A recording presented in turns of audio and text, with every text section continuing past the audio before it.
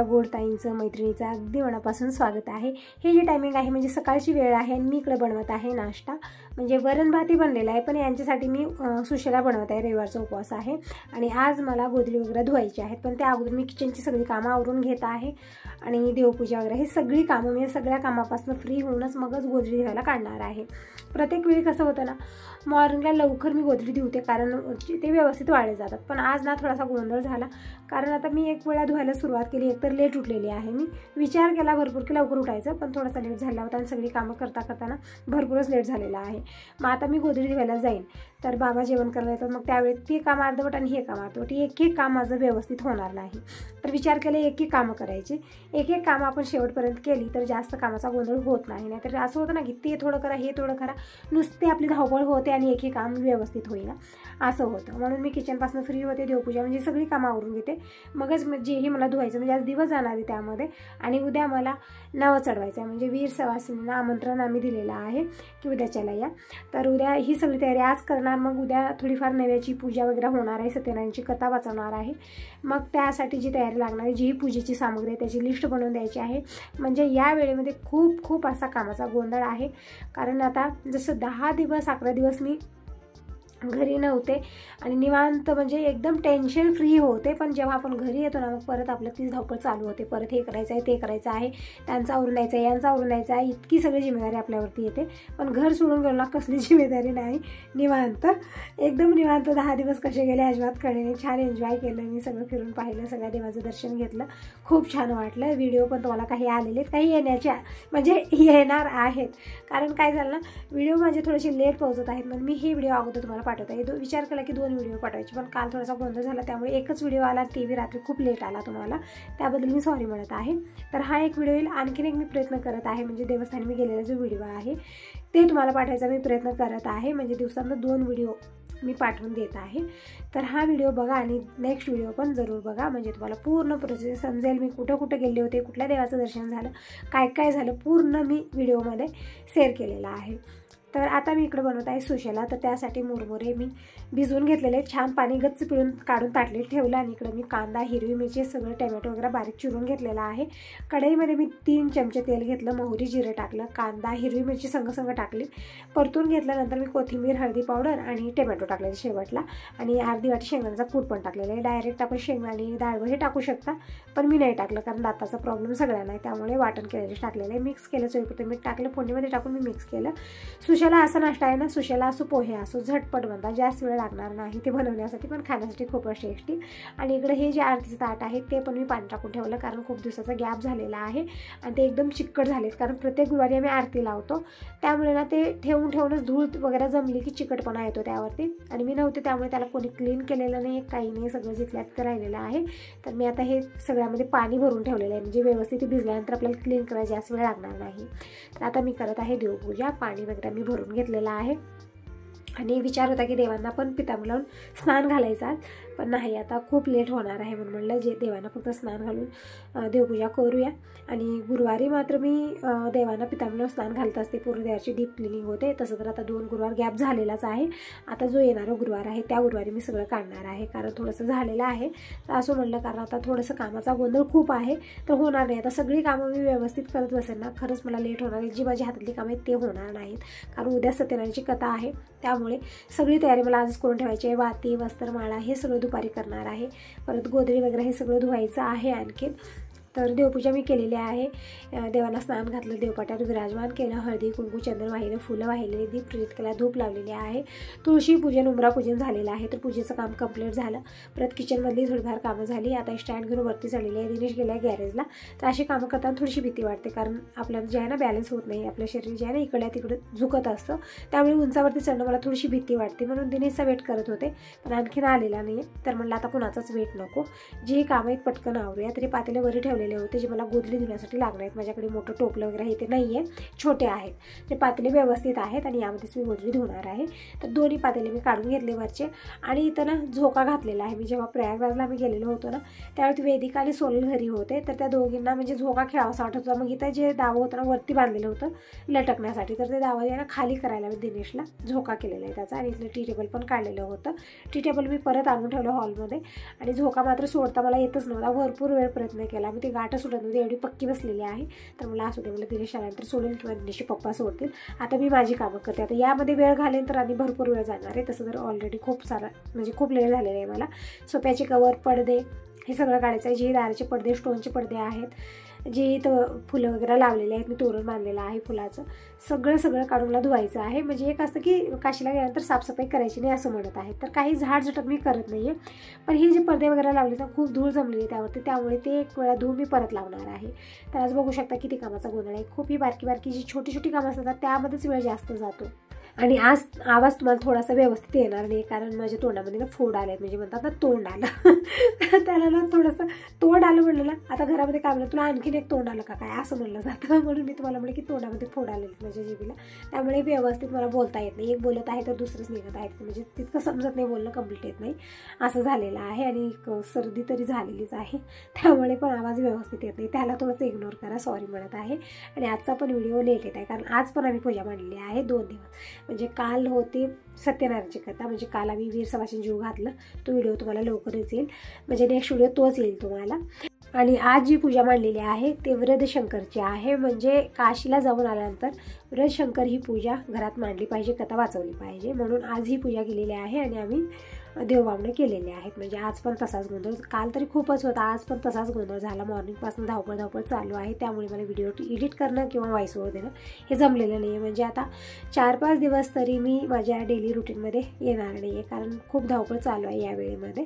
तर इकडचे पडदे वगैरे मी काढलेत, म्हणजे स्टोनचे पडदे आहेत. परत हे जे फुलाचं तोरण वगैरे मी बांधलेलं होतं, साईडला जे फुलं सोडलेले होते सगळे खूप धूळ झालेले, कारण यावेळेत खूप हवा येत आहे, त्या हवेमुळे खूप धूळ झालेली आहे. तरी सगळे पडदे काढून मी सगळे धुवून परत लावणार आहे. आणि दार वगैरे हे चौकटी मी पुसून घेणार आहे. बाकीची कुठली साफसफाई मी केलेली, कुठे झाडझटक केलेली नाही. फक्त हे जे चौकटी आहेत ना त्यांना व्यवस्थित पुसून पूजा केली जाते, म्हणजे नवे गहू जेव्हा आपण चढवतो ना त्यावेळेमध्ये. तर इकडं स्टोनचा पडदा ज्याने एक तुटलेला आहे, म्हणजे गेल्या वेळेस मी असाच गुंडाळलेला होता, कारण ते तुटलेला आणि व्यवस्थित येत नाही. त्याचा दोरा असा आहे ना, जसं मंगळसूत्राला घालतो कळीचा दोरा म्हणतात बघा, तसा दोरा आहे. त्याची गाठी बसे ना, आणि ते एक मोती निष्ठला की सगळंच निष्ठत आहेत असं झाले. तरी पण काढून घेतलं, धुवून घेणार आहे. आणि शोकेसमधलं सगळं काढायचा विचार केला, पण नाही काढलं मी, कारण ठीक आहे म्हणलं असू दे म्हणलं, कारण आता हे सगळं काढलेलं हेच धुण्यासाठी मला वेळाच पुरणार नाही आहे. परत गोधडी आणलेले आहेत मी बाहेर, आणि बेडशीट, पडदे हे सगळं मी धुवायला घेतलेलं आहे, जे ही वरच्या साईडला ठेवलेलं आहे. दिनेशने तोपर्यंत झोका पण सोडला, ती दाव वगैरे गुंडाळून ठेवण्यासाठी सांगितलेलं आहे. परत सोपे जे आहेत ना, म्हणजे खूप धूळ आणि जाळी झालेली आहे त्यामध्ये पण, म्हणजे 15-20 दिवसाचा गॅप झाला की अशी जाळी होते ना त्यामागं की ते काढणं खूप गरजेचं आहे, तसंच झालेलं आहे आता. तर हे सगळे सोप्याचे शीट जे आहेत ना ते सगळे बाहेर नेऊन झटकणार आहे. खूप धूळ जमलेली आहे त्यावरती, असं बघितलं तर दिसत नाही, पण जेव्हा आपण झटकतो ना त्यावेळेस मात्र खूप अशी धूळ निघत होती त्याची, ते पण बाहेर न्यायचे. पण अगोदर मी इकडनं सगळं बेडरूममधलं जेही मला धुवायचं आहे ते सगळं मी घेऊन आलेले आहे. आणि त्या हॉलमध्ये ठेवलेलं आहे, पडदे वगैरे सगळंच काढून आणलेलं आहे. आणि तोपर्यंत दिनेशला म्हटलं की सगळे हे जे सोप्याचे शीट आहेत ते सगळे बाहेर घेऊन जा, आणि एक टिपूर घेऊन ते हलक्या हाताने बडवलं तर सगळी धूळ निघून जाते. आणि त्याची धूळ सगळी त्या ह्याच्यावरती बसत आहे, म्हणजे शोकेसमध्ये बसत आहे. कारण आपण जेव्हा झाडू मारतो ना खूप धूळ उडते, खाली स्वच्छता धूळ जास्त नसली ना ते वरती उडत नाही. पण ते तसं झालं नाही की मी एकतर नव्हते मी घरी, खूप धूळ असं झालेलं, घरामध्ये खूप धिंगाणा उठलेला आहे. बघावं तिकडे धुरळा कचरा असं झालेलं आहे. तर तेच मी आता काढायला सुरुवात केली आहे. आज मॉर्निंगपासून ना अशी धावपळ माझी चालू झाली की ते आवरायचं का हे आवरायचं, हे आवरायचं का ते आवरायचं, असा गोंधळ चालू आहे. आणि करण्या अगोदर ना खूप विचार येतो की कधी आवरणार खूप विचार करतो आपण. पण विचार न करता जर कामं आवरली ना खरंच आपली कामं खूप झटपट होतात. आज दिवसभरात मी सगळी कामं कंप्लीट केलेली होती, खूप सारी कामं होती तरी पण सगळी कंप्लीट झाली, कारण विचार न करता मी करायला सुरुवात केली, कारण मला हे करायचंच आहे असा विचार माझ्यावरच चालू होता. तर इकडे पडदे आहेत, सोप्याचे कवर आहेत, हे मी हाताने धुवायचा विचार केला आणि बाहेर नेत होते. दिनेश म्हणला मग मी हाताने धुवू नको, आपण गोधडी वगैरे धुवा, तोपर्यंत मशीनमध्ये धुवलं जाईल. म्हणजे किती धावपळ करणार, एकतर प्रवास झालेला इतक्या लांबवरचा, तब्येत बिघडते तुझी, म्हणजे पाय पण दुखत आहेत माझे. त्यामुळे दिनेश म्हणत आहे की सगळे मशीन लावतो, तोच सगळं मशीनला लावलेला आहे इकडं, म्हणजे जेवढे बसतील तेवढे. आणखीन इकडे शीट आहेत, म्हणजे सोप्याचे जे कवर वगैरे आहेत ते मोठ्या साईजचे आहेत, ते बसत नाहीत आता मशीनमध्ये, तर मला नंतर आणखीन लावूया.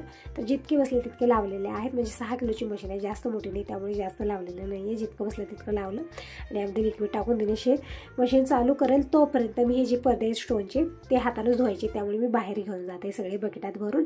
अगोदर गोधडी धुणार आहे, सगळ्या उन्हाला टाकणार आहे, कारण आधीच लेट झालेला आहे तर वाळणार नाही ते व्यवस्थित, म्हणून मला अगोदर घाईगडबड गोधडी धुण्याचीच करायची आहे. त्यानंतर हे स्टोनचे पडदे असो किंवा हे तोरण आहे हे सगळं मी निवांत धुणार आहे. तर दिनेशने इकडं वॉशिंग मशीन ऑन केलेली आहे फर्स्ट मोडवरती, कारण यामध्ये सगळे मिसळ कपडे आहेत, कॉटन आहे, पॉलिस्टर आहे, हे सगळे असे कपडे आहेत. तर ते निवांत धुवत राहील तोपर्यंत आम्ही हे सगळे गोधडी असो पडदे असो हे सगळं बाहेर नेऊन भिजत घालणार आहे अगोदर आणि मग धुवायला घेणार आहे. आणि बाहेरचं पोर्स वगैरे मी आज धुवलेलं नाही आहे, बघू शकता.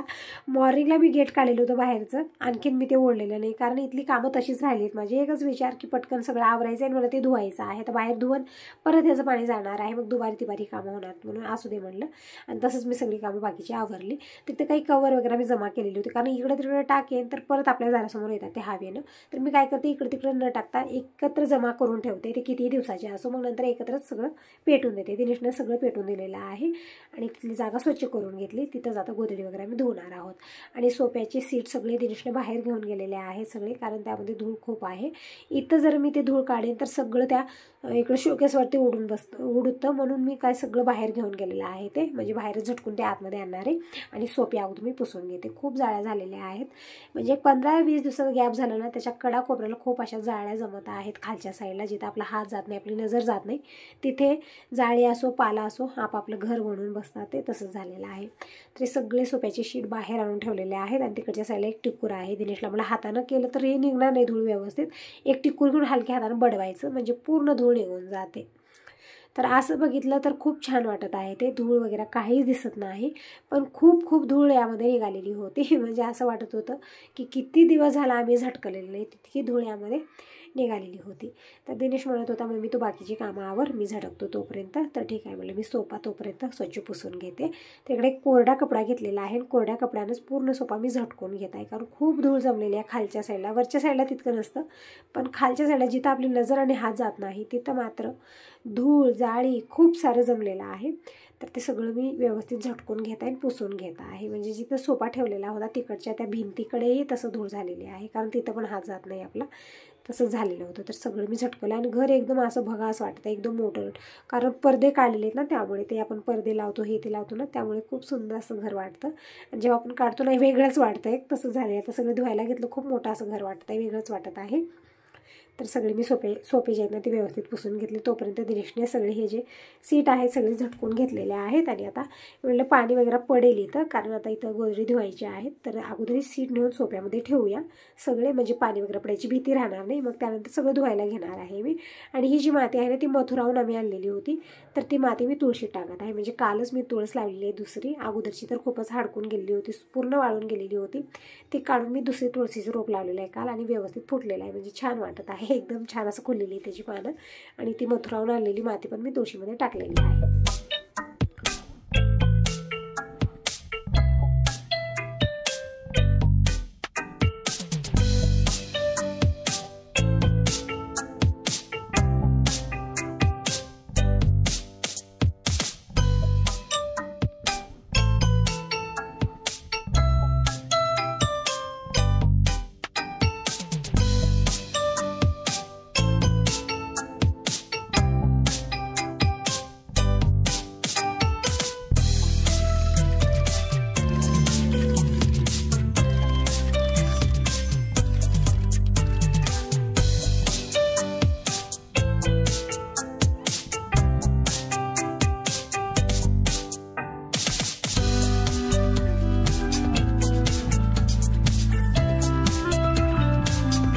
तर सगळे सोप्याचे सीट झटकून आणलेले आहेत आणि इथे मी सोप्यावरती टाकत आहे. एक कन्फ्युजन होतं ना की मागलचं पुढचं मागं असं होतं, म्हणजे वरच्या साईडला ठेवायची थोडीशी मोठ्या साईजची आहेत आणि खालच्या साईडला ठेवायची थोडीशी छोट्या आहेत. तर मी काय करते, थोडंसं खालीवरी होतं प्रत्येक वेळी, तर यावेळेस निवांत बघून मी ते सीट लावलेले आहेत, म्हणजे बिघडू नये, वेगळंच वाटतं तसं झालं तर. एक मागं पुढं असं होतं, म्हणजे छोटं मोठं होतं.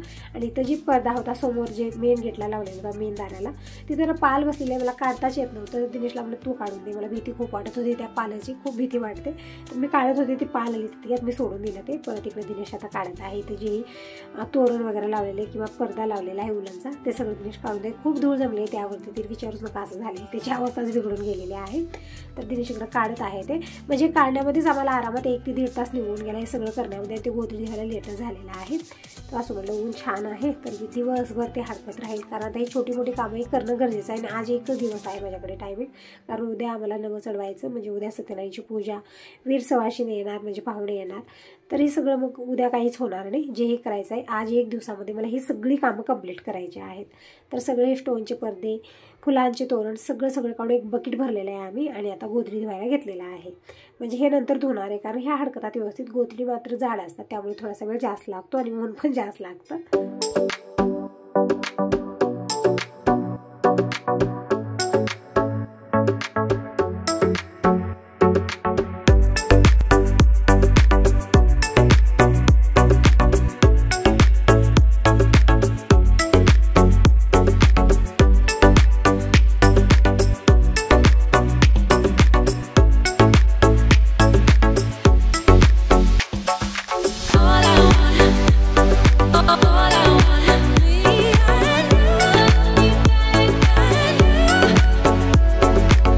निरम्याचं पाणी केलेलं आहे, या पाण्यामध्ये गोधडी आम्ही भिजवत आहोत। अगोदर सगळ्या गोधडी भिजवून घ्यायचं आहे, मग त्यानंतर धुवायला घेणार आहे।